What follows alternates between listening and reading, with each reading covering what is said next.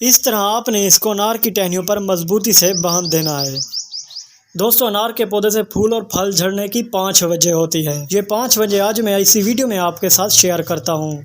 दोस्तों, अगर आपके अनार के पौधे पर अनार नहीं बनते, फूल आते हैं तो वो फल बनने से पहले ही झड़ जाते हैं। और इसके अलावा जब अनार के पौधे पर फल बनता है तो फल का साइज मोटा क्यों नहीं होता। आज की वीडियो में मैं आपको बताऊंगा कि अनार से पौधे से जो फूल झड़ जाते हैं उसको कैसे रोकें और अनार के पौधे से फल कैसे ज़्यादा हासिल करें और फल भी मोटा हो। तो चलिए दोस्तों, वीडियो को शुरू करते हैं। दोस्तों, आप ये जो अनार का पौधा देख रहे हैं ये मेरे घर में लगा हुआ है और अब ये 4 साल का हो चुका है। आप देख रहे हैं इस पर बहुत ही अच्छी फ्रूटिंग हो रही है। इससे नए नए फूल भी आ रहे हैं और फूल से अनार भी बन रहे हैं। अभी तक इसमें से कोई फूल या फल नीचे नहीं गिरा क्योंकि मैंने बहुत ही अच्छी केयर की है इसकी।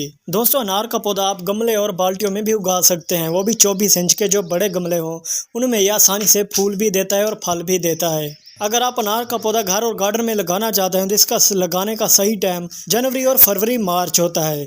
इन 3 महीनों में आप घर और गार्डन में अनार का पौधा लगा सकते हैं और ये अनार का पौधा बहुत ही इजी से ग्रो हो जाता है। और अब मैं आपको बताता हूँ कि अनार के पौधे से फल लगने से पहले फूल क्यों झड़ जाते हैं और इन फूलों को झड़ने से कैसे रोकें, क्योंकि अगर फूल नीचे झड़ गए तो कोई भी फल पौधे पर नहीं बनेगा। पौधे पर फूल होंगे तो उससे फल भी बनेगा। दोस्तों, अनार के पौधे से फूल झड़ने की सबसे जो बड़ी वजह है वो ये होती है कि पौधे को पानी कम देना।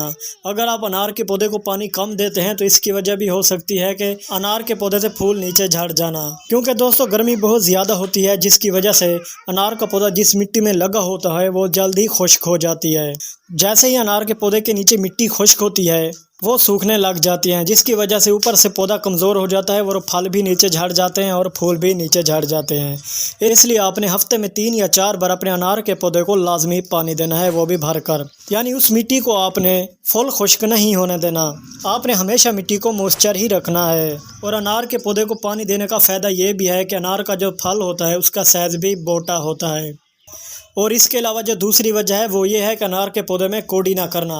अगर आप उस मिट्टी में कोड़ी करते हैं जिसमें अनार का पौधा लगा हुआ है तो उसकी ग्रोथ भी अच्छी होगी और उस पर जो फूल लगेगा वो भी झड़ना ख़त्म हो जाएगा। आप 10 दिन में एक बार अपने अनार के पौधे के नीचे कोड़ी लाजमी करनी है ताकि आपका पौधा सेहतमंद और ताकतवर रहे।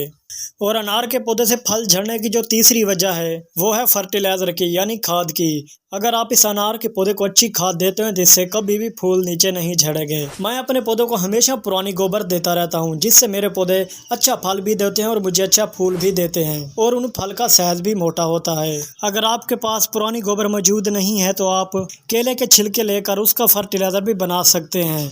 अगर केले के छिलके भी नहीं मिल रहे तो आप प्याज के छिलके लेकर उसका ज़्यादा मिकदार में फर्टिलाइज़र बनाकर अपने अनार के पौधे में डाल सकते हैं, क्योंकि दोस्तों खादों से ही पौधे को ताकत मिलती है। अगर खादें पौधे को नहीं मिलेंगी तो पौधे की टहनियाँ भी कमज़ोर होती जाएंगी, जिसकी वजह से जो फूल होते हैं वो फल बनने से पहले नीचे झड़ जाते हैं। इसलिए दोस्तों आपने अपने पौधों पर टाइम टू टाइम खादें भी देनी है, इससे आपको अच्छा बेनिफिट मिलेगा। और जो अनार के पौधे से फल और फूल झड़ने की चौथी वजह है वो ये है कि अनार के पौधे पर कीड़े पड़ जाना है। यानी अनार के जो फूल होते हैं उसमें छोटे छोटे से कीड़े होते हैं जो हमें कुछ तो नज़र आते हैं लेकिन कुछ नज़र नहीं आते। और इसके अलावा अनार के पौधे पर तेला भी अटैक करता है जो बहुत ही ख़तरनाक होता है। दोस्तों, इन कीड़े मकोड़े और चूंटियों से छुटकारा पाने के लिए आपको बाज़ार से सिरका लेना होगा। अगर आपके किचन में मौजूद है तो फिर तो अच्छी बात है, अगर नहीं तो आप बाज़ार से थोड़ा सा सिरका ले लें, वो बोतल में होगा। उसका 1 या 1.5 ढक्कन आपने 300 ml पानी के अंदर डाल देना है। 300 ml पानी में 1-1.5 ढक्कन डालने के बाद आपने इसको अच्छी तरह से हल कर देना है। जब सिरका और पानी हल हो जाए तो आपने अपने पौधों पर हफ्ते में 1 बार ये स्प्रे कर देनी है।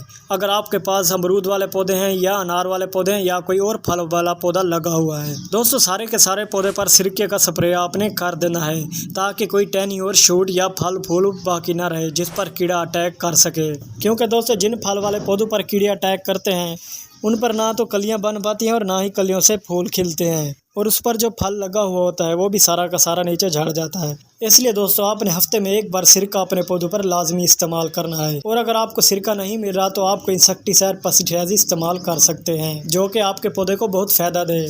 और अनार के पौधे से फूल झड़ने की जो 5वीं वजह है वो है परिंदे। दोस्तों कोई भी फल वाला पौधा वहाँ से परिंदों को भगाने में बहुत मुश्किल होती है, लेकिन आज मैं आपको एक ऐसी टिप्स बताने वाला हूँ। इस टिप्स को अपने पौधे पर इस्तेमाल करने से आपके पौधे के पास कोई भी परिंदा नहीं आएगा। इससे आपके जो पौधे पर फल और फूल लगे हुए हैं वो हमेशा पौधे पर ही रहेंगे। दोस्तों, परिंदे और मक्खियां जो होती हैं वो फूल पर आ बैठती हैं और उससे रस चूसते हैं, जिसकी वजह से रस चूसते चूसते उस फूल की ताकत खत्म हो जाती है। और उसके साथ साथ जिस पौधे पर फूल लगा हुआ होता है वो टहनी भी हिलती है, जिसकी वजह से सारे के सारे फूल नीचे झड़ जाते हैं और बाद में फ्रूट नहीं बनते। तो दोस्तों, इन परिंदों को भगाने के लिए आपको करना क्या होगा कि एक कबाड़ की दुकान से या आपके पास पुराना कैपेसिटर पड़ा हो जो पंखों में इस्तेमाल किया जाता है, वो आप ले लें। उसमें से एक चमकदार पट्टी होती है वो आपने निकाल लेनी है, जैसे मैं आपको दिखा रहा हूँ।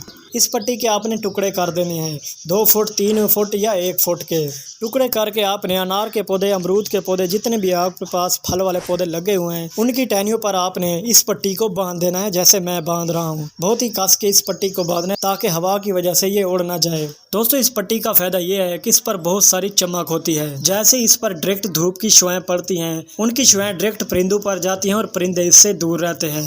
और जब ये हवा की वजह से हलती हैं तब भी परिंदे आपके पौधे पर नहीं आ सकेंगे, क्योंकि दोस्तों ये पट्टी जितना देर पौधे पर हलती रहेगी उतनी देर ही परिंदे इस पर पौधे पर नहीं आएंगे और वो हमेशा इस पौधे से दूर रहेंगे। और इसके बाद आपके पौधे से फूल और फल झड़ना खत्म हो जाएंगे और आपका फल वाला पौधा हमेशा फलों से भरा रहेगा और आप उससे अच्छे फल हार्वेस्ट करते रहेंगे।